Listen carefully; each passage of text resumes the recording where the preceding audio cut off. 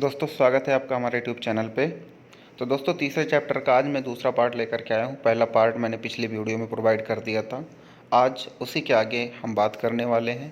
तो दोस्तों जिन लोगों ने अभी तक चैनल को सब्सक्राइब नहीं किया जल्दी से सब्सक्राइब कर दें, अपने दोस्तों को भी शेयर कर दें और उन्हें भी ज़्यादा से ज़्यादा सब्सक्राइब करने के लिए बोलें, बेल आइकॉन भी दबा दें ताकि मेरे द्वारा दी गई वीडियो की नोटिफिकेशन आपको मिलती रहे।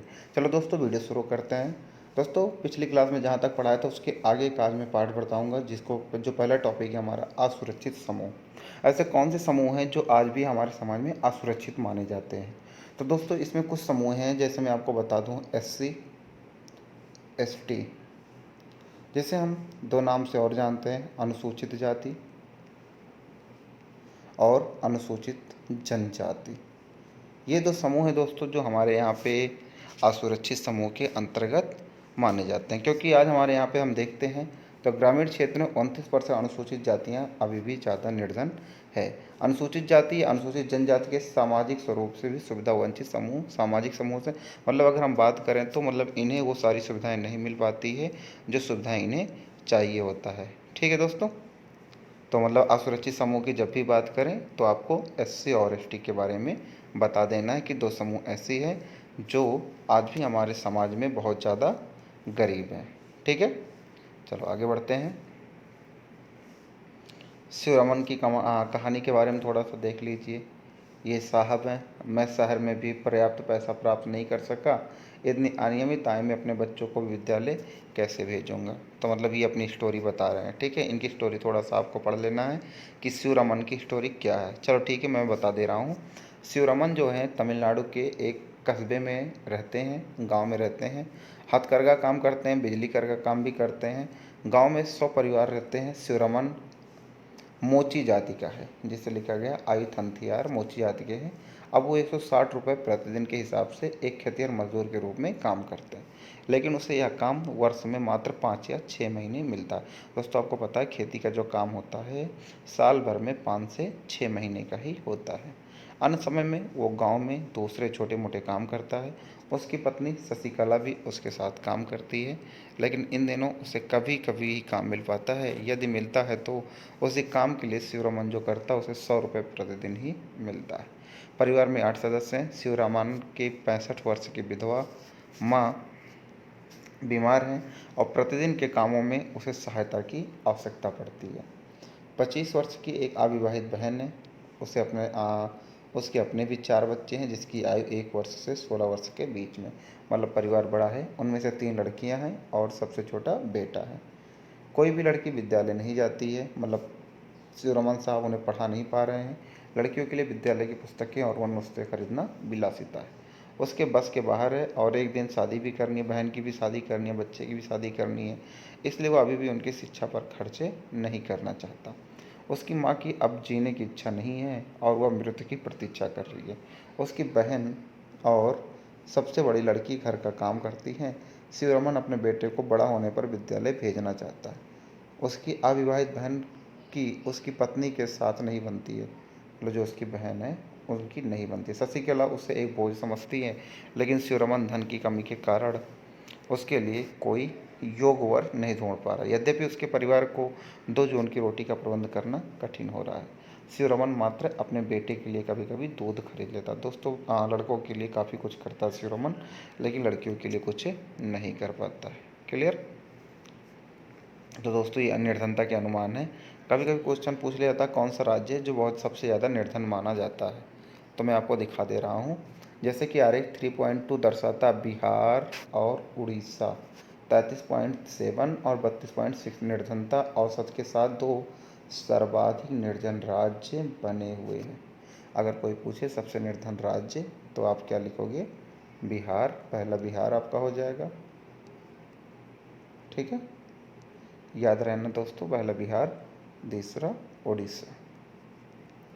1 नंबर में क्वेश्चन अक्सर पूछा जाता है, पहला बिहार और दूसरा उड़ीसा। ठीक है, इसकी तुलना में केरल, महाराष्ट्र, आंध्र प्रदेश, तमिलनाडु, गुजरात, पश्चिम बंगाल निर्धनता में उल्लेखनीय गिरावट आई है। मतलब ये राज्य अब गरीब ज़्यादा नहीं रहे। ठीक है, चलो आगे बढ़ते हैं। वैश्विक निर्धनता मतलब कहाँ पर कमी है, कहाँ पर ज़्यादा है।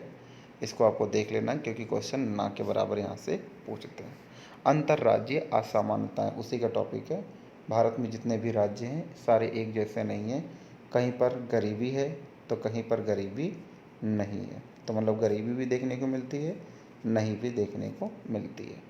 जैसे कि हम बात कर लें, बिहार में गरीबी है, लेकिन वही हम बात करें उत्तर प्रदेश में तो गरीबी वहाँ पे कम है। ठीक है, मतलब अलग अलग राज्य में अगर हम आकलन करते हैं तो ये पाते हैं कि सारे राज्यों की स्थिति एक जैसी नहीं है, उसका अलग अलग। जैसे मैं आपको यहाँ पर एक ग्राफ के माध्यम से समझा दे रहा हूँ।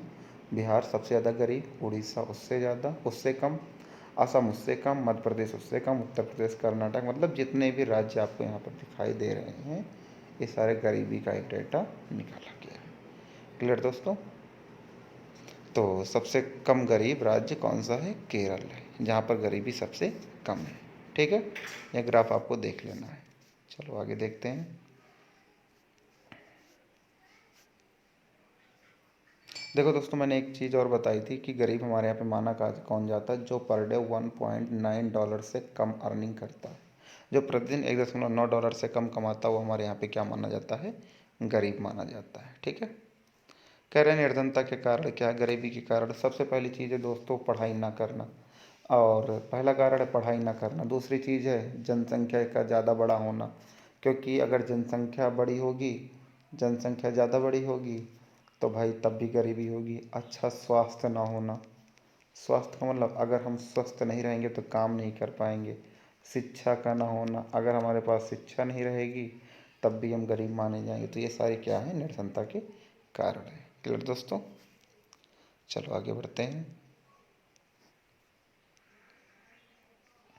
देखो दोस्तों, सरकार ने क्या किया कि जो मैं टॉपिक आपको बताने वाला हूँ, सरकार ने गरीबी ख़त्म करने के लिए एक स्कीम चलाई थी जिसका नाम था महात्मा गांधी राष्ट्रीय ग्रामीण रोजगार गारंटी अधिनियम। ये 2005 में आई थी।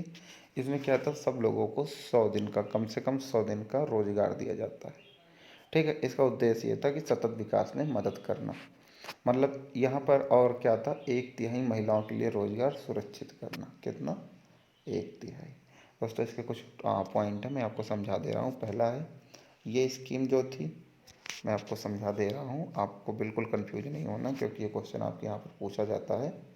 ठीक है, तो 1 मिनट दोस्तों।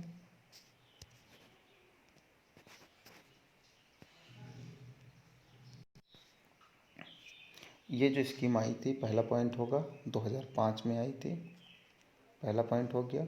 दूसरा पॉइंट ये था, इसमें लोगों को कम से कम 100 दिन का रोजगार दिया जाएगा।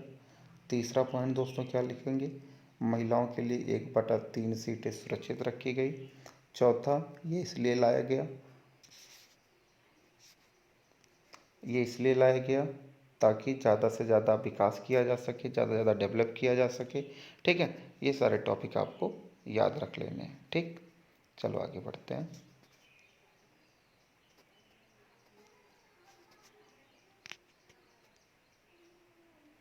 दोस्तों इसमें कुछ पॉइंट्स हैं जो मैं क्वेश्चन आंसर करके करा दूंगा।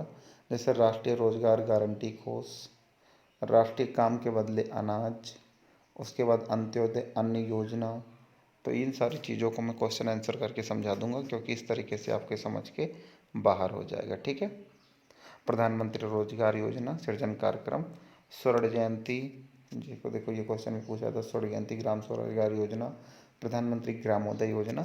इसको मैं क्वेश्चन आंसर करके बताऊंगा ताकि आपको आसानी से समझ में आ जाए। ठीक है दोस्तों, तो इसी के साथ आपका ये चैप्टर भी पूरे तरीके से कंप्लीट हुआ।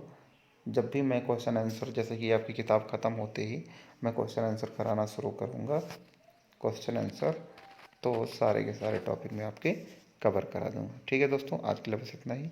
मिलते हैं अगली क्लास में एक नए चैप्टर के साथ। चौथा चैप्टर होगा, आपके लास्ट चैप्टर होगा। आज के लिए बस इतना ही। जिन लोगों ने चैनल सब्सक्राइब नहीं किया जल्दी सब्सक्राइब कर दें, बेल आइकन भी प्रेस कर दें ताकि मेरे द्वारा दी गई नोटिफिकेशन आपको जल्द से जल्द मिलती रहे। ठीक है दोस्तों, मिलते हैं अगली क्लास में।